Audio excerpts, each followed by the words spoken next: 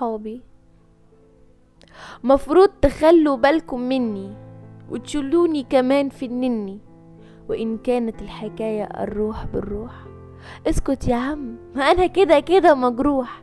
عايزيني أشوفهم بيفرقوني وأمسك فيهم وبجنوني وأقول بلاش تسيبوني. أصل عيوني بالعياط تكتفت، فبالسلامة والله ما سبتوش أي علامة. بكرة الزمن يوريكم إني عمري ما أمسك فيكم.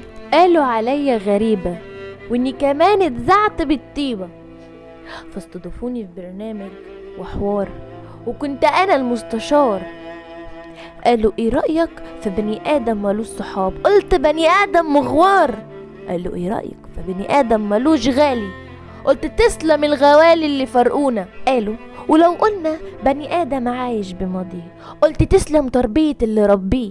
قالوا لو قلنا ان انت البني آدم ده، قلت ان كانت العلالي عالية وإن كانت الصداقة غالية، فأنا هنا أسدد احتياجات نفسي وشكرا لنفسي، ولا أريد شيء. أنا فقط أريد نفسي وليس صديق كالجميع. أنا فقط أريد نفسي نفسي نفسي. لداليا مصطفى.